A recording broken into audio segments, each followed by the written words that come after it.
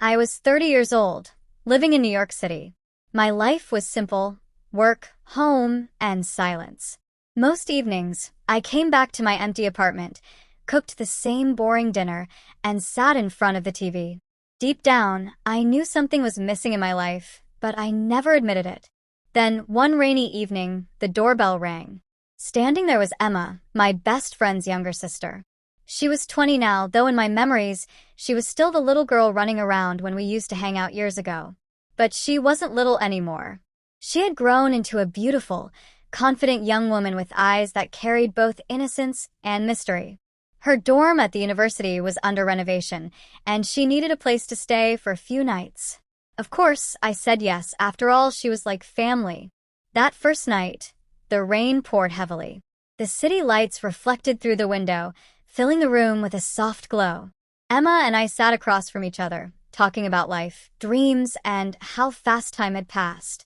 She laughed easily, and her laughter felt like music in a house that had forgotten joy.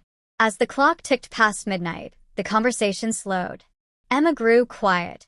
Then she looked straight at me and asked something that made my heart skip a beat. "Will you hold me? Just once, like I really matter?" I froze. The request was innocent in her tone, but her eyes told another story. They carried loneliness, the kind I knew well. Without thinking, I gently wrapped my arms around her. In that moment, I felt her heartbeat. Fast, nervous, yet warm against my chest. The silence of the room grew heavy, filled only with the sound of rain. I could feel emotions rising that I had locked away for years. Her presence stirred something in me I didn't want to admit. She whispered softly, "I've always felt safe with you more than with anyone else." The night stretched on. We talked about dreams, about how she sometimes felt invisible in her world, and how I had hidden behind work to escape my own emptiness. It felt like two broken souls finding comfort in each other.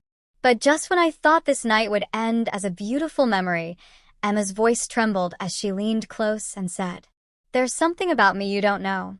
Tomorrow, everything will change." My heart pounded. What did she mean? Was she hiding a secret? Was she in trouble? Before I could ask, she stood up, gave me one last lingering look, and disappeared into the guest room. That night, I barely slept. My mind replayed her words, her touch, her eyes filled with both love and fear. The suspense of what tomorrow held was unbearable. When morning came, she wasn't at the breakfast table. On the counter lay a folded piece of paper. My hands shook as I opened it. It said, "I'm sorry. I can't explain now, but last night meant everything to me. Please don't forget me. By the time you read this, I'll already be gone." And just like that, Emma vanished. The apartment felt colder than ever, yet my heart burned with unanswered questions. What secret had she carried? Why did she leave? And most of all, would I ever see her again? That one night had changed everything forever, and I knew I could never forget it. The letter Emma left on the counter kept replaying in my mind. By the time you read this, I'll already be gone. Gone where? Why? And what was the secret she couldn't tell me? For the next few days, I tried to focus on work, but her voice and her words haunted me. My apartment still carried her fragrance. The sound of her laughter echoed in the halls, and the memory of her heartbeat against my chest wouldn't let me sleep at night. I couldn't just forget her. I had to know the truth. The search begins. I called my best friend, her older brother, but he only said Emma had taken a sudden leave from university and wasn't answering his calls either. His tone was casual, but I could sense he didn't know the full story either. Days turned into weeks. My life felt like a clock that had stopped ticking. Until one evening, a small package arrived at my doorstep. No return address. Inside the package was a silver pendant, a heart-shaped locket. When I opened it, there was a tiny picture of Emma on one side, and on the other, a note so small it looked handwritten in a rush. "If you really care, meet me where it all began. Midnight.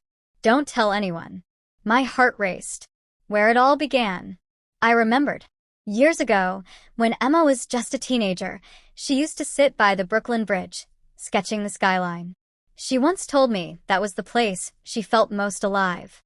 The midnight meeting. At midnight, I reached the Brooklyn Bridge. The air was cold, the city lights shimmered over the dark waters, and the streets were almost empty. Then, from the shadows, I saw her. Emma. She looked different, more fragile, her eyes carrying both relief and fear. She smiled faintly when she saw me, but before I could speak, she put her finger on my lips. "Don't ask questions yet," she whispered. "Just walk with me." We walked silently along the bridge, the wind tangling her hair, the moonlight painting her face with a glow I could never forget. Finally, she stopped and turned to me. "There's a reason I left," she said, her voice trembling. "The night I stayed with you, I felt safe for the first time in a long time.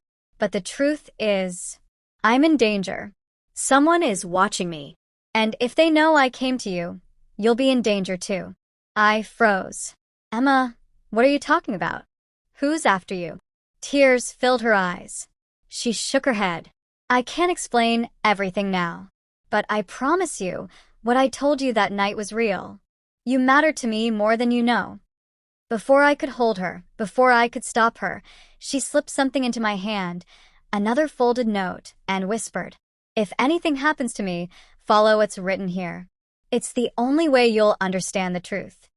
And then, just as quickly as she appeared, she vanished into the night, leaving me standing alone on the bridge, clutching the note with shaking hands. The suspense deepens. Back in my apartment, I open the note. Inside were just 3 words. Trust no one. My heart pounded. What secret was Emma carrying? Who was after her? And why did she trust me, of all people, to hold the key to her truth? I didn't know then, but that night was only the beginning. The storm in Emma's life was about to pull me into a world I never imagined.